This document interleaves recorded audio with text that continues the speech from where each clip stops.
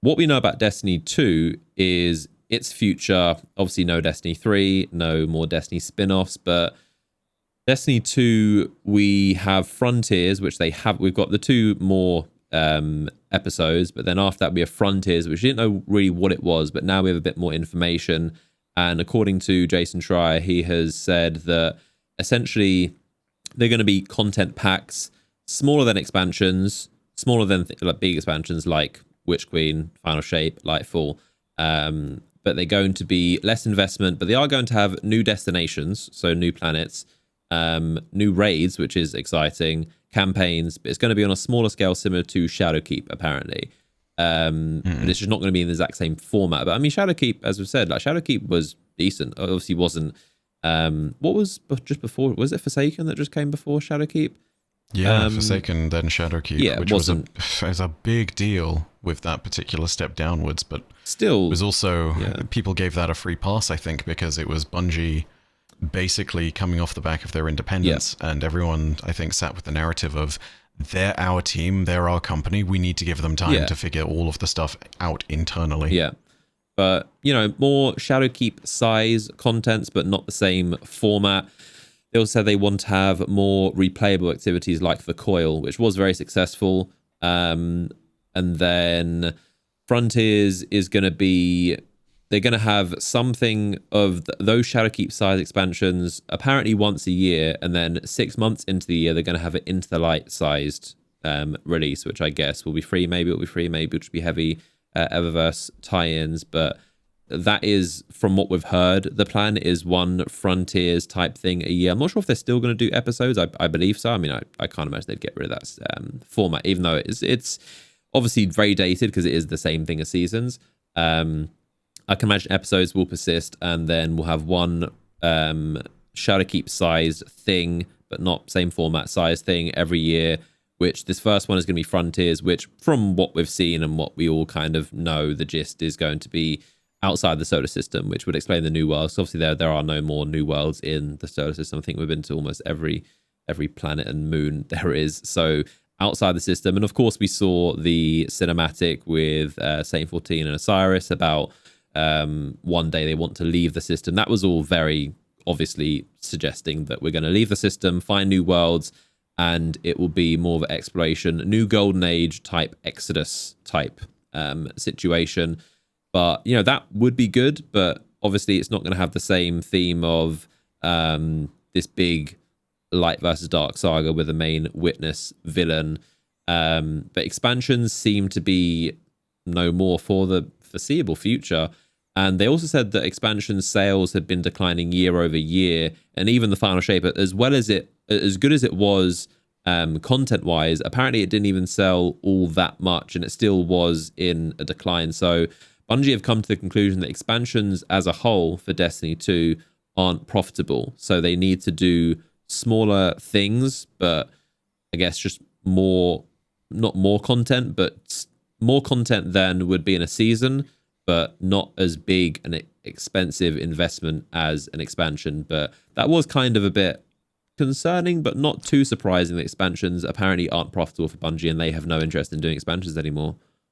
I'm gonna throw some things out there because I think that there's some context that should also be noted on this front of things. Destiny for a very long time has been one of those games where you sit there and you're like, oh, I'm a fan of Destiny, and it draws question marks from the rest of the gaming community because the stories about what Bungie has done to their game, and I'm going to go ahead and throw this out there, it's to do with the decisions made by management, more often than not, the Bungie leadership team, because you know that all of those decisions internally are being thrown up to the higher offices, and they're the ones making them. That is the reason why people stay away, you know, whether it's to do with the fact that for the longest time, the new player experience has been left in the doldrums, which thankfully that was one of the points where they're talking about potentially looking into trying to get new blood into the game and revamping that, or whether it's just the decisions around monetization or the decisions about sunsetting content that people have paid for, or the idea that you should be stopped from way back in the day when Destiny 2 released, getting XP at the same rate when you start the game. You know, like the whole XP throttling controversy. Things like this have added up. And you take that in combination with Lightfall, which very clearly seemed to be not just a miss on the narrative side of things, but also appeared to be Bungie trying to cram an extra expansion cycle into things with the Light and Dark saga. Oh man, to put it really simply, I think a lot of the decisions in knockoff still fall back to management. You know, it's frustrating because you have a game that's in its long life cycle that ultimately, through a whole mix of different problems, has not been able to keep new players coming in and has not been able to retain its old players, you know? And the fact that all of these decisions feel like they fall back to management is still so frustrating. Yeah. I don't know how else to put it, you know? Destiny's expansions don't sell that well. Well, guess what? I hate to break it to them, but there is a common thread when it comes to those things, and it's not a bad narrative, it's not bad press alone, it's not a poor new player experience. Like, all of these things are contributors, but there is one central thing that has ensured that all of them stay in the manner they are, you know? I mean, even the PvP side of things, right? Developers being pulled away from Destiny's PvP to work on Marathon or to work on this incubation project that was meant to be like a 3v3 version of Trials. Yep. Like, yeah, this is totally the reason why Destiny is not selling more year on year, because you gutted the teams internally, because you're not focusing on that. You know, if the 1,300 people had been working only on Payback, Marathon, and predominantly on Destiny, or maybe just on Marathon and Destiny, I think we'd have a very different story right now. You know, they'd have the resources to allocate to things that are player priorities. They'd be able to actually focus on getting new players in. It's, you know, it could be a simplistic way to look at it, but Again, I can't help but feel like that all goes back to management. Yeah, I think... Sorry, go on. Yeah. No. As for the actual content delivery of things and the way that new expansions, or I suppose the new content update system works and how that's going to be received by the community, it's clear that things are going to push towards more of a decline. But I also think that realistically, when we look at it, it's not as bad as what we'd initially anticipated, right?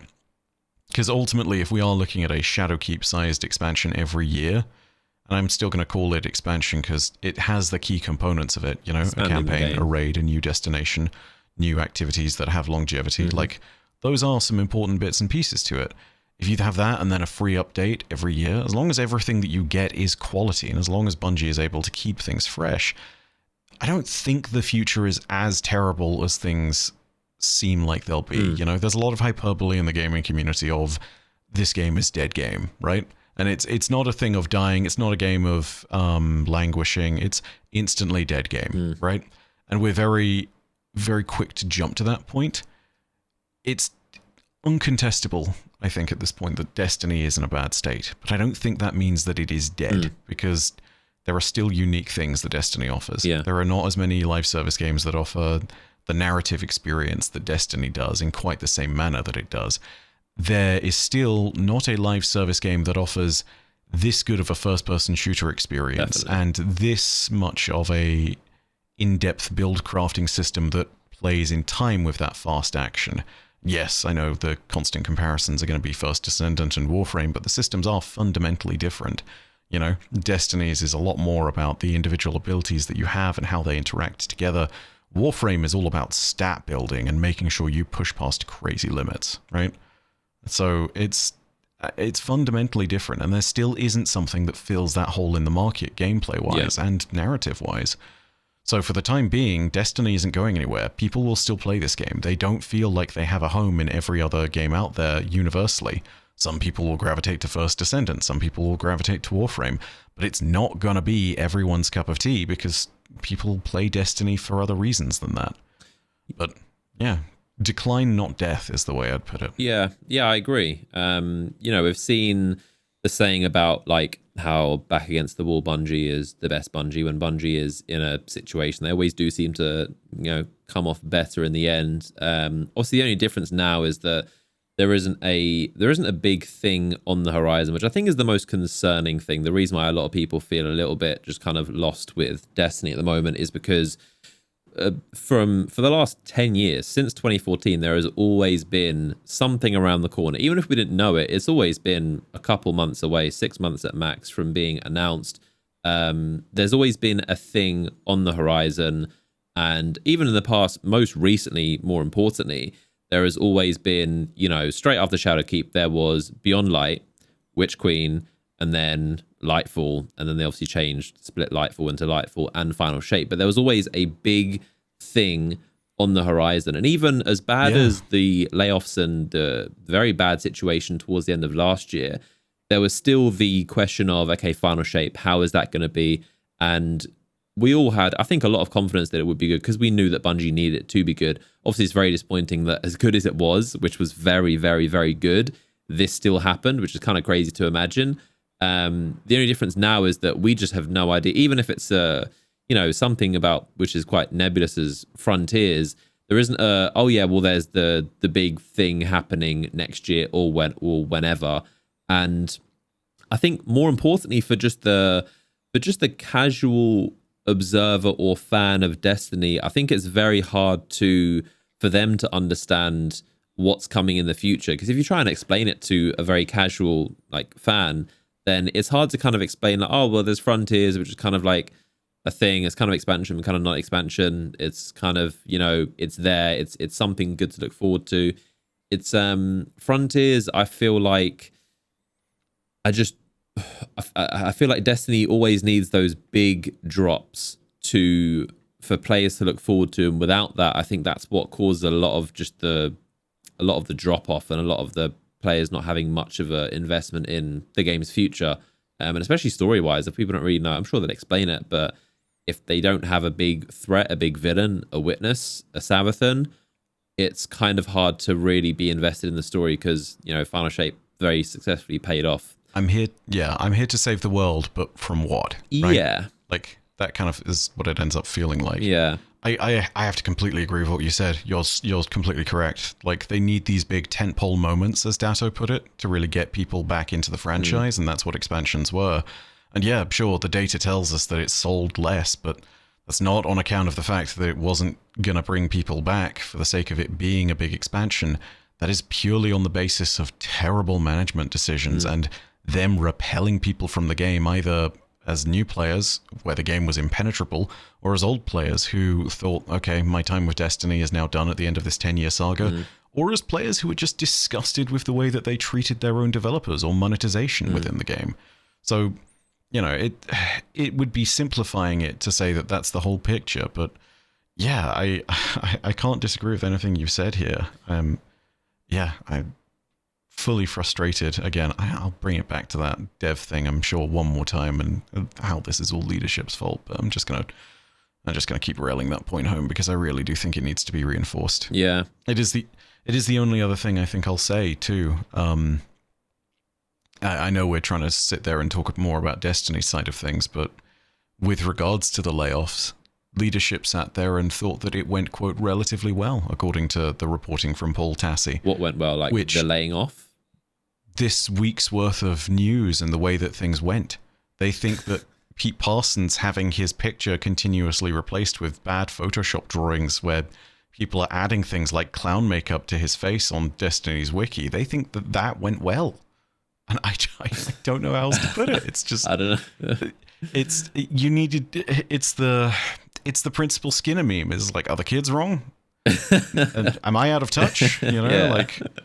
Yeah. I mean, if that's... No, the kids are wrong. I'm not sure about that one. I mean,